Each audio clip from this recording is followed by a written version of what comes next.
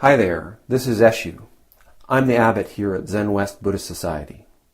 This Living Zen-podcast is just one of the many resources we've created at Zenwest to make Zen practice and training more available and accessible to people all over the world. Instructional videos, printable resources, and much, much more are also available on our website at www.zenwest.ca. If you're a regular listener, I'd love to hear from you. So please drop me an email at office@zenwest.ca and let me know who you are, how you got started, and what brought you to Zen.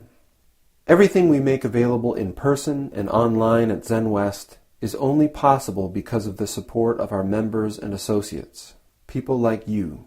If the efforts of our community are making a difference in your life, I'd like to invite you to show your support and take part in making it happen by becoming an associate or member of the Zenwest Sangha. You can do this by clicking the Join Us tab on our website at www.zenwest.ca. Thank you for your support, and thanks for listening.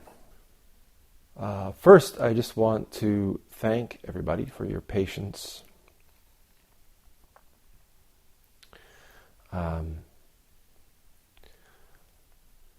Bringing up a puppy is like having a child. And I know that many of you remember Dottie. So now I have this young dog. It's sometimes difficult to remember that he's a baby. He's now 100 pounds and he's only 7 months old. So when you look at him, you see a big dog. But it's, I think, helpful to remember that he's a child. He's just a baby. So I'm grateful for your patience in letting him learn what's going on around Zenwest, what's going on with these Sundays when strangers come piling into the house before the sun comes up. I think that he's already a wonderful creature, and I think he'll grow into a wonderful part of our community. So please continue to give him and me your patience.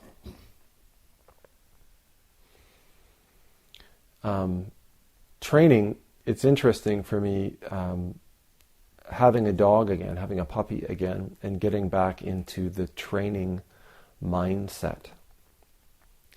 When I first had Dottie, I had Dottie as a puppy the year before Keegan was born. So the first year of Dottie's life I spent training. And then when Keegan was born and started raising Keegan, I used to say, well, I find having a child is a lot like having a puppy. And people used to get really offended by that. I got upset. Because they felt that, having a child, children and dogs are very different things. They need to be treated very differently. The way that I worked with Dottie and trained with Dottie was very similar to the way that I was trained as a Zen student, which is essentially affirmation when you meet expectation. Quiet affirmation, subtle affirmation, and correction when you make a mistake. Sometimes harsh correction.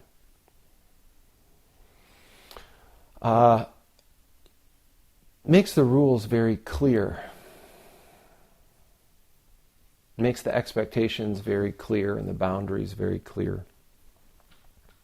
Dottie, throughout her life, knew where the boundaries were. One of the things that Nikki and I talk about quite a lot is similarities between our backgrounds and our trainings. My experience, both in martial arts as well as in Zen, and her experience in a competitive dance environment. And both of us have similar struggles now. Both of us are teachers in our own prospective places and struggle now because as we look back and as we learn new things about modern psychology and human behavior and things like that, we see that sometimes the way that we were trained was damaging. I know that both in the Zen training and in the dance training, humiliation, public humiliation, was a routine tool to drive people to greater precision, to harder work. Fear was a totally common tool, a motivator. So both of us struggle a great deal in the modern environment. When I first started training, I remember monks who were struggling with their koans, who were resistant to going to interview with Sasaki Roshi, seeing Jikijitsus grab them by the collar and drag them off the tan and out of the zendo and up the hill to the Sanzen waiting room. It's not that long ago. I mean, it was the late 90s when that was happening. And yet now, I can't even imagine that happening in a Zen center without there being like police involvement. Sometimes I think, great, we're growing up, we're maturing.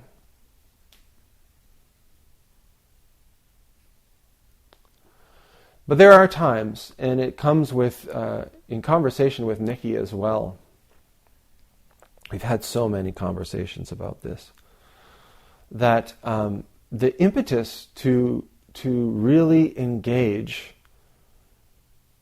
diminishes. I think so far in my life, it certainly seems a empirically demonstrable fact that the polish on a performance piece is less when there's no fear involved. It's a better experience, I think, perhaps it's a better experience for the dancers learning the dance. But I don't know that they have, the dancers have pressed themselves as far as they go without that fear, without that anger, without that emotion being pressed into them. And likewise, in Zen training, I find myself at times sentimental for the bad old days, I guess. When I find myself rising to give a bark and a stern correction, and I stop myself and I explain something, and the person adjusts it. But oftentimes, I know I'm going to have to explain that again and again and again. And I don't know. Part of the reason that I'm talking about this stuff is that I don't know.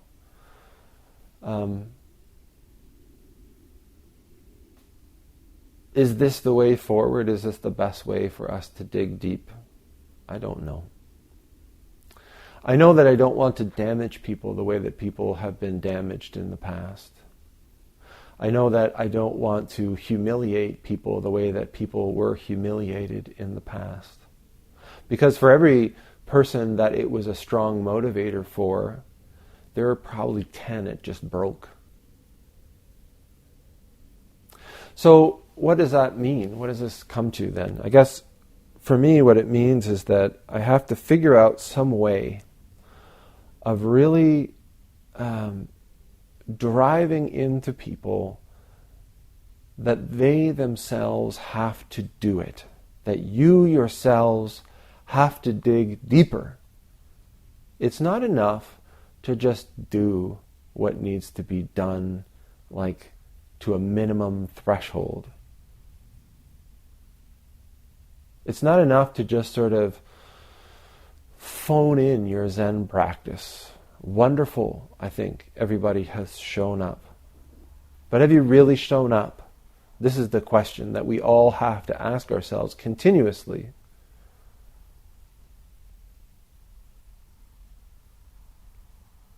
This old saying, life and death is the great matter. We emphasize this one side, this positive reinforcement. Good. Encouragement. Life. But do we confront death in our practice when we're engaging in activities, mundane activities? Are we recognizing the presence of our own death in that activity? This may be the last time you ring the bell. This may be the last time you eat this meal. This may be the last time you prepare flowers or do these bows. And it's easy for us to conceptually think about this. But can we grasp it in a moment-to-moment way in our practice? And this is essential that we do. Otherwise, our practice just becomes playing Zen. Zen pretenders.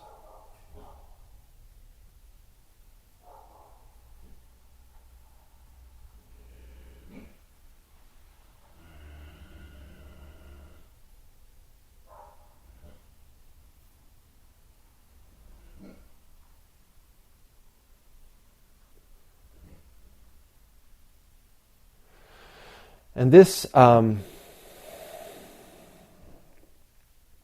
would be a sad thing, I think.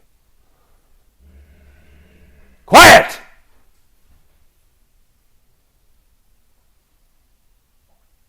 I can still bark at the dog.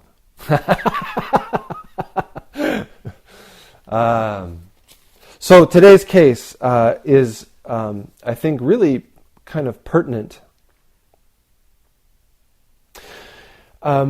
Some time ago, when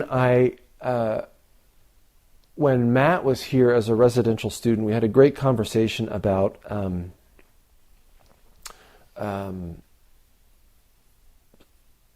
sort of outdoor activities, hiking and backpacking and sort of like roughing it in the wild. And in that environment, that there's sort of like ways of checking in with yourself about where you are with that experience.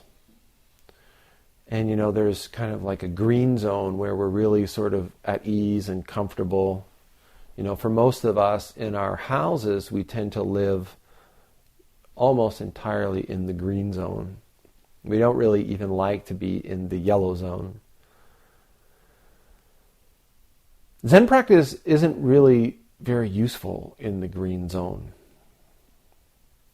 And as we begin a practice, right away Zen practice can kind of really put us into a yellow zone with all the form and all the details and all the strange practices. But human beings are remarkably adept at adapting, adjusting. And so we can move very quickly into the green zone with our practice, where we just lay back on our heels.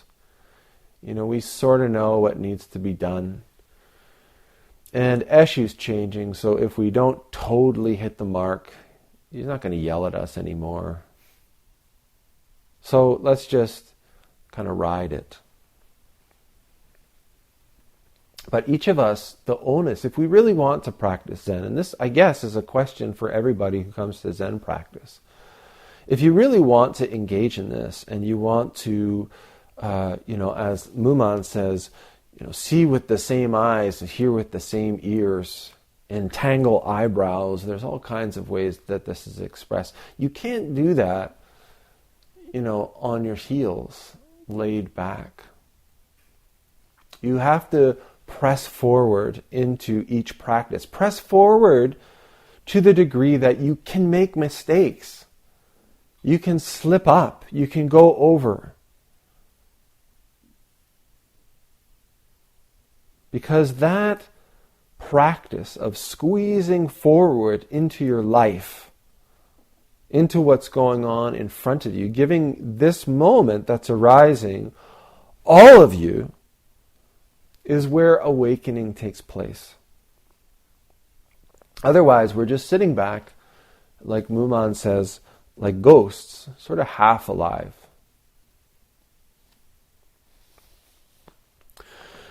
Case 18, Dongshan's 3 pounds of flax. A monk asked Dongshan, "What is Buddha?" Dongshan said, 3 pounds of flax. Dongshan means like East Mountain. And there's a bunch of East Mountains in Zen. And this comes from a teacher being named for the place where he or she teaches. And so that's also why when I was made an Osho in a conversation with Genjo talking about Osho names, this place, this temple is called Red Flag Mountain Temple. And it's named that because this big hill over here is called Red Flag Mountain. So I'm kind of traditional in some ways, and I figure I don't want to make it like flowing Dharma stream temple. Just, it's the temple at Red Flag Mountain. That's good enough. And the name that I received is the Red Mountain Person, or the Red Hermit. So I wanted it to be connected to the place where I teach. This question, what is Buddha? It's an important question in Zen. A monk asked Dongshan, what is Buddha? So I've talked many times about the 3 treasures, Buddha, Dharma, and Sangha. And I've talked many times about the different ways that we can understand Buddha.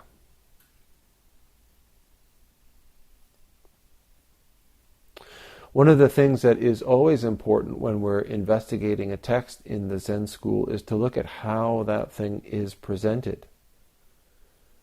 Oftentimes when the word Buddha comes up, we have to look before it at what's there or not there. The monk doesn't ask, who is Buddha? Or who is the Buddha? Or what is the Buddha? He asks, what is Buddha? So when we hear the word Buddha in Zen, there's, as I said, there's different ways that we can understand it. And the first is the historical Shakyamuni, or the historic Shakyamuni Buddha, the man who lived circa 500 BC, who left home and began this teaching after sitting under the Bodhi tree and coming to a great realization or awakening. We don't often talk about the historic Buddha in the Zen tradition. We recognize the ancestor and we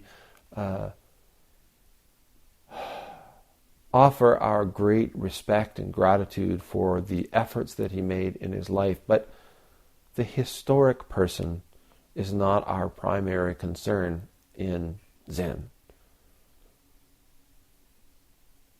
The second way that we can understand this is when we know that the word itself means the one who is awake.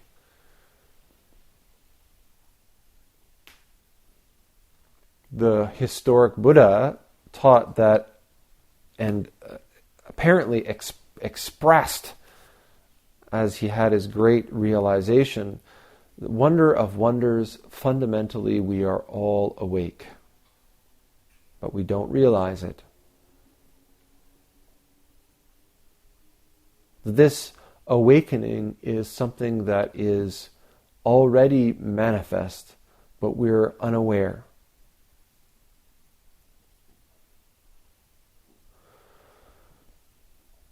When we practice together in a community or in a sangha, another way of understanding the Buddha, the one who is awake, is through our respect for our teacher, our living, breathing, walking and talking teacher.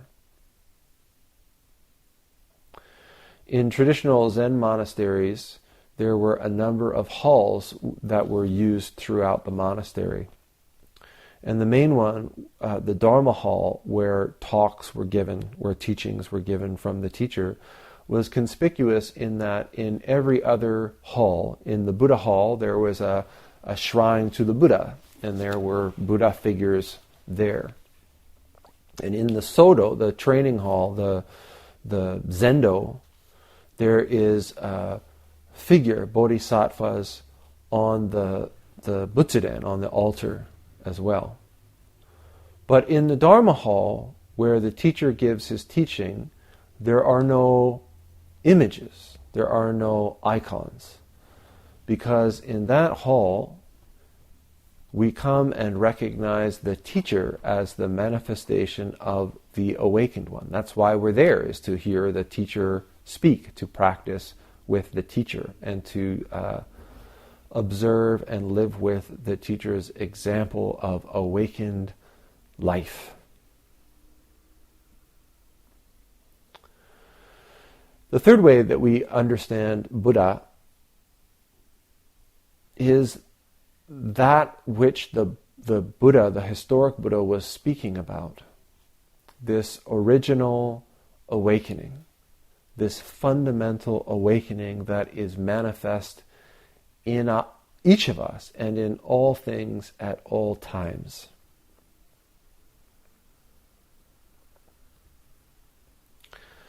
And when we come across this question in Zen, what is Buddha? This is not a question about something historic or historical.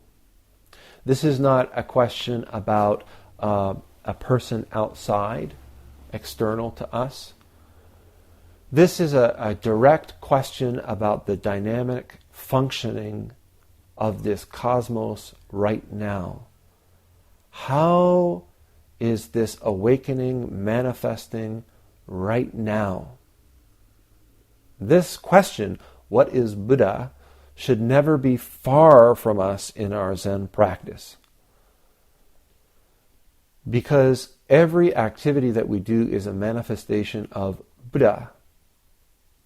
If we are awake to that, and this is what I'm talking about when I talk about pressing forward into our lives. Fundamentally, we are all already awake, but we don't realize it. This is what the Buddha taught us. And so each of us in every moment of our lives has an opportunity to manifest as Buddha. In each activity, to manifest as Buddha. Or to rest and nap and sort of think about other things and give ourselves to our distractions and discomforts and preferences and sort of half do what we're doing. We can do it when we're doing our dishes. We can do it when we're cooking our food. We can do it when we're ringing bells or driving our car. We always have a choice, and I think everybody in this room has experienced that. We have a choice. We can be there, or we can sort of be there. We can do the dishes, or we can, do the dishes. We can ring the bell, or we can ring the bell. That's a choice. We know that when we're driving and we're just sort of driving and then boom, something happens, it's really easy for us to suddenly really be driving. Everything else drops away and suddenly we're really driving. I find when I'm doing dishes, sometimes I can just sort of be doing the dishes.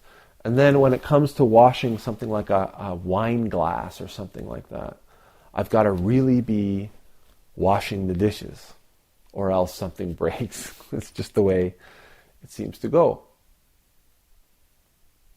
And these are all wonderful opportunities for us to sort of tune in.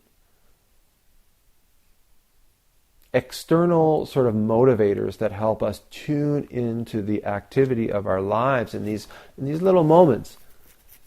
For performers, it's often the audience, the threat of embarrassment or something like this, that, going out on stage pulls you forward so that it's like you can't screw up. And you give yourself totally to that moment because there's a fear. There's a anxiety, there's a pressure that's there. And I think sometimes this is the value of all the shouting and sticks and all that kind of stuff in Zen, is that it helps us to have a visceral experience of what it's like to be alive. I'm alive!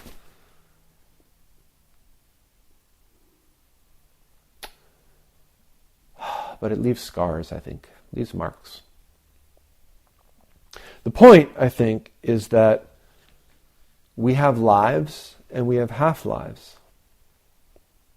And our lives are always there. They don't go away while we're distracted. It's like we leave them. Our life is always there in front of us. But we kind of abandon our lives for our fantasies, for our dreams, for our sentimental thoughts of the past and dreams of the future, for our unwillingness to feel the discomfort that's happening in our lives. We tune out from the richness, from the joy, from the aliveness that's taking place in each moment of our lives. So a monk asks Dongshan, what is Buddha? Dongshan said, 3 pounds of flax. Now it's said that when this monk asked that Dongshan is handling flax. So it's very simple that when he's asked, what is Buddha? What is the manifestation of this awakened nature? He spontaneously just blurts out the very thing that he's engaged in. So maybe in the morning when we're at breakfast at our houses, we can say, what is Buddha? Black coffee. And throughout the day, what is Buddha? Facebook! I don't know. Each of us in each and every moment, as often as we can ask ourselves, what is Buddha? It's just a way of saying, where am I? What's happening? It's just this breath. Oak tree in the garden. The smell of incense. What is Buddha in this moment? Wumenguan says, old man Dongshan attained something of clam Zen. Clam Zen, I love that. He opened the 2 halves of his shell a bit and exposed his liver and intestines. He's like a clam. He can't even help himself. If he says anything at all, you're going to get the whole picture. This is what Wumen's talking about here. When we ask somebody a question, it's really difficult to get a clear answer sometimes, particularly with something about Zen. When you ask somebody who knows something about Buddhism or Zen and you say, "What is Buddha?" the silly person puts on a robe and starts talking about the various types of understanding of Buddha, and historically the traditional halls look like this and blah blah blah blah blah.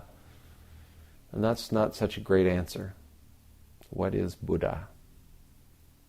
But when you ask somebody like Dongshan, what is Buddha? Right then and there, he reveals it wholeheartedly. 3 pounds of flax, just the ringing of the bell, black coffee, rice cereal. If you're there in that moment, if you're sharing that moment, if you ask that question sincerely and you receive a response like this, then the whole thing is exposed in complete nakedness. And that's what this means. Old man Dongshan attained something of clam Zen. If you ask him a question, if he even opens his mouth a little bit, you'll see it all clearly exposed, maybe more than you want to see. Be that as it may, Wumen asks, tell me, where do you see Dongshan? Where do you see this being exposed? And even further, in your own experience, in your own life, you need to answer this same question. What is Buddha?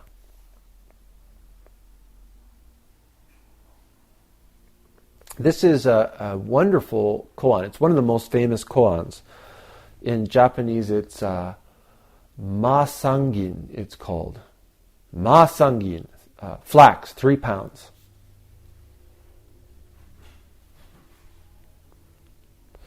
It's famous because it's such a straightforward example of the Zen spirit. Not an explanatory, conceptual grasp of Buddhist teachings, but a direct manifestation and demonstration of Buddha nature, of awakening itself.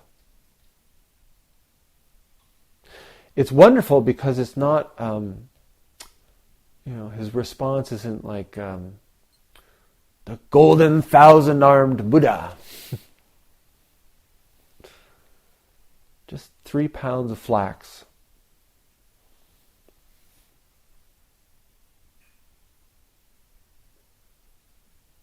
Wumen's verse says, thrusting forth 3 pounds of flax. The words are intimate. Mind is more so. This is an important aspect, particularly when we take up these crusty old texts. That something I'm constantly reminding people of when we're investigating these old cases is that you really have to use your imagination. You really have to place yourself into the case to really get fully what's taking place in the koan. It's one thing, we can get a nice insight just by reading it. We can say, oh, that's really cool, good answer, or I really appreciate that spontaneous response and Wumen's verse and all those kinds of things. And Wumen says that's good, it's nice, it's intimate to hear these stories and to make a relationship with them. But when we go further, we have to insert ourselves into these stories. We have to become the monk who asks the question. We have to become an experiencer of this response. How is it to ask, first to approach this teacher? This is the same fella. Where did he go?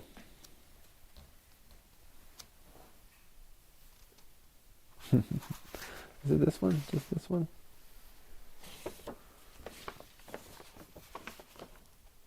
Oh, yeah.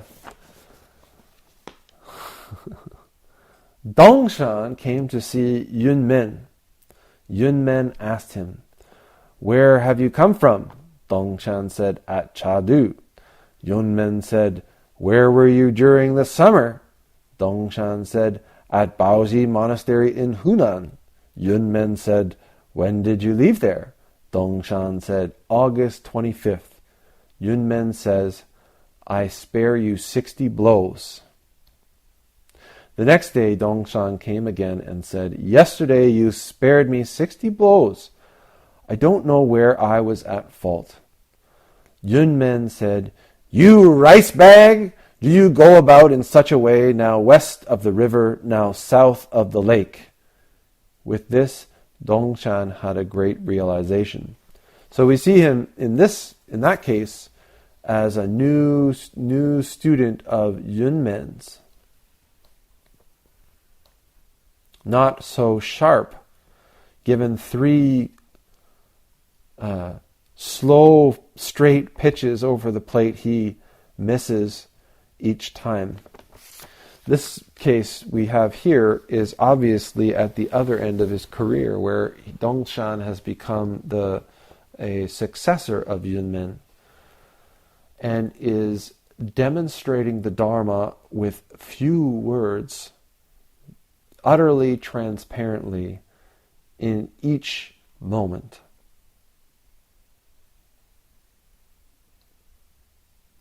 Thrusting forth 3 pounds of flax, just a simple demonstration. The words are intimate, but the experience, mind, that goes into it. He wasn't just being clever. He wasn't just being sharp. He wasn't just trying to show off. It was an appropriate demonstration, clear and transparent in an appropriate moment. If you argue right and wrong, you are a person of right and wrong. What this is saying is,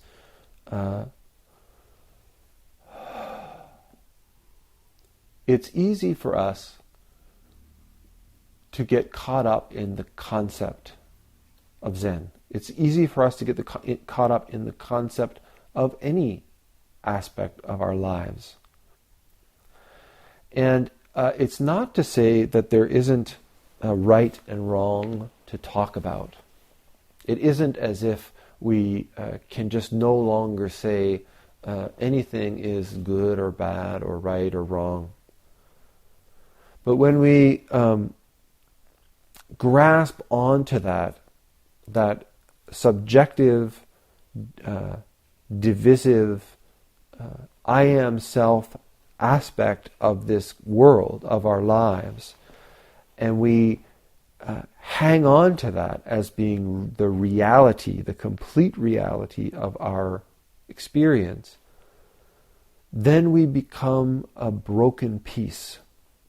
Then we become this separated I am.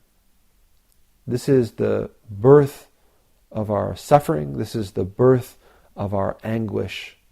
This is the birth of our desire and aversion. If you argue right and wrong, you're a person of right and wrong. And when you're a person of right and wrong, where's Buddha? As we sit and as we walk and as we work and make relationship, as we raise our children, as we train our students, we always have to ask ourselves this question: what is Buddha? How do I manifest in this moment? We continuously, our practice is to manifest completely in each moment. It's not about understanding Buddha. It's not about knowing a lot about the historic Buddha or being able to have the love and protection of the holy Buddha. At least not in Zen. In the Zen school, our concern is, how do we manifest Buddha? How do we allow our self-concerns to drop away?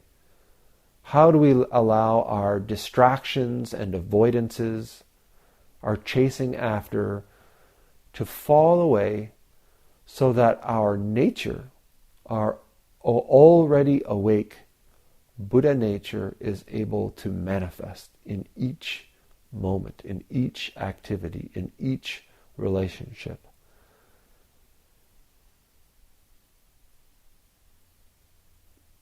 In a day of practice, we have innumerable opportunities, and we have innumerable openings for our to see how we engage with the experience of our lives. We can see that there's moments that we step forward, and we thrum, just rising to the challenge, to the opportunity that our lives present in front of us. And there's many more moments where we don't do that, where we hold back, where we reserve, where we avoid, where we hide out, just in the comfort of our thoughts, in the comfort of our distance, separation from the experience of living our lives. So, as we go forward in our practice, let's keep this 3 pounds of flax. What is Buddha? This question, what is Buddha? Near and dear, close to our hearts. And we too, if we do this, can begin to learn a little bit about clam Zen. We can feel the difference in our own lives between when our shells are closed and when we open up even a little bit and expose our liver and intestines. Thanks for listening to the Living Zen-podcast. If you follow Living Zen through iTunes, I would very much appreciate it if you would take a moment to let me know what you think about it by rating or reviewing the podcast, so that new listeners can also hear what you have to say. Thank you for your time and for your support.